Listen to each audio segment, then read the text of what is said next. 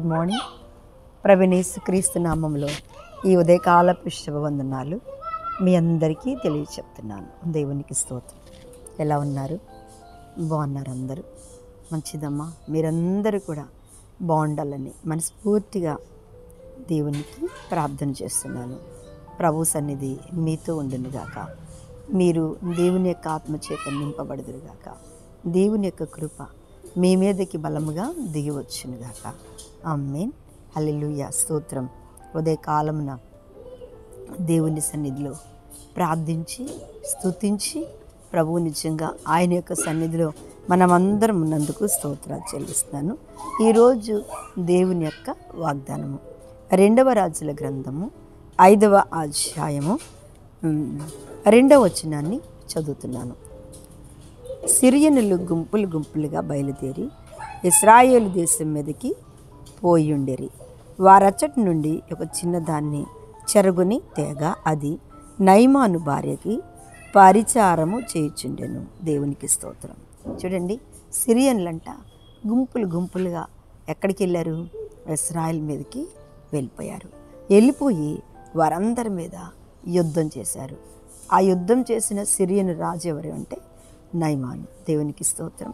నిజమే, మనందరికీ తెలిసిందే. కానీ అక్కడి నుంచి ఒట్టిగా రాకుండా అందరూ ఏదో బంగారం తెచ్చుకుంటారు, ఏదో తెచ్చుకుంటారు. కానీ వీళ్ళైతే అక్కడి నుంచి ఒక పిల్లను కదండి, తల్లిదండ్రులని వేరు చేసి, రక్త సంబంధులను వేరు చేసి, ఒక పిల్లని, అది మరి ఎంత వయసు ఉందో మనకు తెలియదు కానీ ఒక చిన్న దానిని అనుంది.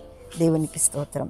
ఒకవేళ ఆ చిన్నది అంటే 11 ఉన్నాయో 12 ఉన్నాయో మనకైతే తెలియదు. కానీ చెరగొని తన భార్యకి పరిచారం చేయుటకు అక్కడి నుంచి తీసుకొని వచ్చాను. దేవుని స్తోత్రం. నిజంగా దేవుని బిడ్డలారా, మన పిల్లల్ని ఎవరైనా అట్లా ఎత్తుకెళ్ళిపోతే మనం భరిస్తామా? అసలుకి వాళ్ళు ఉంటారా? మనం భరిస్తామా? కదా. ఎంత అద్భుతం అంటే మన పిల్లలను వారు తీసుకెళ్ళిపోయారు. పిల్లల్ని తీసుకెళ్ళారు. మనకి ఏం పట్టుకెళ్ళినా బాధ లేదు, కానీ మన పిల్లల్ని పట్టుకెళ్తే మనకి చాలా చాలా బాధ అనిపిస్తుంది. ఇక వాళ్ళు బాధపడ్డారో తెలీదు, ఈమె బాధపడిందో తెలియదు. కానీ నిజంగా ఆమె మాత్రం, ఆ చిన్నది మాత్రం చక్కగా ప్రేమ కలిగి కదా, ఆ యొక్క యజమానురాలు అనగా ఆ తల్లి దగ్గర ఒక బిడ్డగా, ఆ తండ్రి దగ్గర చక్కగా ఏ పని చెప్తే ఆ పని చేస్తూ విధేయత కలిగి లోబడి చక్కగా ఏం చేస్తుందంట, ఆమె ఏది చెప్తే అది, వాళ్ళు ఏది పెడితే పెడతారో లేదో కూడా మనకు తెలియదు. కానీ ఆమె మాటకి లోబడిపోయింది, ఆయన చిత్తానికి. ఎందుకంటే క్రైస్తవ బిడ్డ కదా. దేవుని బిడ్డలారా, మనము ఈ వాక్యం వింటున్న మన జీవితాల్లో ఏ శోధన వచ్చినా, ఏ కీడు వచ్చినా, ఏది మన జీవితంలో అనుకోని సంఘటనలు జరిగినా మనం మాత్రం ఎలా ఉండాలో తెలుసా? దేవుని చిత్తానికి తల వంచేవారిగానే ఉండాలి. దాన్ని భరించగలిగేటట్టే ఉండాలి. మన ప్రభువైన యేసు ప్రభు చూడండి ఎంత భరిస్తున్నాడో కదా. ఆయన్ని కూడా కల్వరిశిల్లో పట్టుకుని వెళ్ళిపోయి హింసిస్తూ, కొడుతూ, వేధిస్తున్నా సరే దేవుడు నోరు తెరవలేదు అని. అట్లాగే ఈమె కూడా నోరు తెరవలేదు, ఏడవలేదు, అసలు ఏమీ మాట్లాడలేదు కదా. దేవునికి మహిమ కలుగును గాక. స్తోత్రం. కానీ ఏం చేస్తుందంటే వచ్చిన దగ్గర నుంచి వాళ్ళ యొక్క అంటే దైవజనుని చూస్తుంది, యజమానిని చూస్తూ ఎంత ప్రేమ కలిగింది కదండి. నిజంగా మనందరి జీవితాల్లో ప్రేమ అనేది చాలా అవసరం. శత్రువుల్ని ప్రేమించాలి. రెండోది ఏంటంటే శోధకుడు మన దగ్గర ఉన్న, మనకి ఎలాంటి కష్టం వచ్చినా మన నుంచి దేవుని మీద ఉన్న ప్రేమ మనం ఎప్పటికీ వదిలిపెట్టద్దు. ఎందుకంటే చాలామంది అంటారు, దేవునిలోకి వచ్చినాక ఎన్ని కష్టాలు, ఎన్ని బాధలు, నేను దేవుణ్ణి ఎంత ప్రేమిస్తుంటే నాకు అంత ఎడబాటు కలుగుతుంది అంటారు. కాదు, ఈ బిడ్డ ఏం చేసిందో తెలుసా? వచ్చినప్పుడు ఏమంటుందో తెలుసా?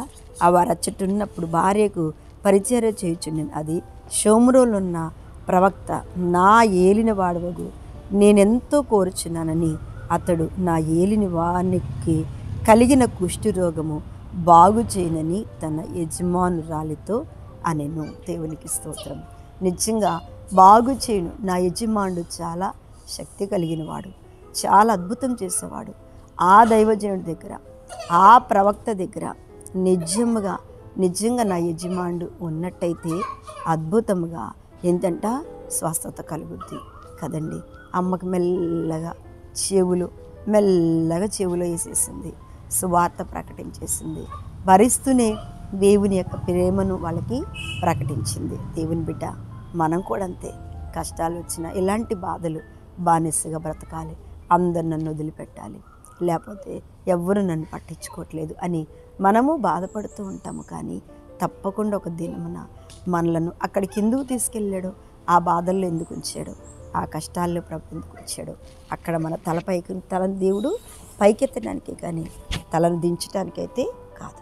దానికి సరెండర్ అయిపోతే మనం ఏదైనా దేవుని సన్నిధిలో నిలిచి ఉండే కృపను ప్రభువైన యేసు మనకి ఇయ్యబోతున్నాడు. ఆమేన్, హల్లెలూయా. దేవుని బిడ్డ, ఈ వాక్యం వింటున్నా నీవు దేవుని కొరకు ఏదొచ్చినా ప్రేమను చూపించు, ప్రేమ కలిగి ఉండు. ఆ ప్రేమే ఒక దినమున నీ తలపైకెత్తి నిన్ను కాపాడుతుంది. ఓకేనా? మంచిది.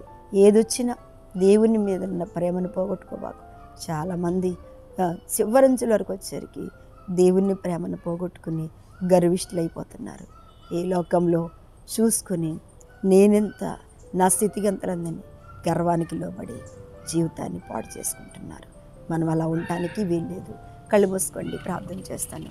పరిశుద్ధుడా, ఉదయకాలమున ప్రతి బిడ్డను దర్శించి ప్రతి ఒక్క బిడ్డను కాపాడే తండ్రి, నీ సన్నిధానంలో నాయన ప్రతి ఒక్కరి అవసరం తీర్చి రోజంతా తోడుగా నడిపించి వారికి సంపూర్ణమైన కృపాక్షేమం నుంచి దీవించమని యేసు నామములో అడుగుచున్న తండ్రి. ఆమేన్.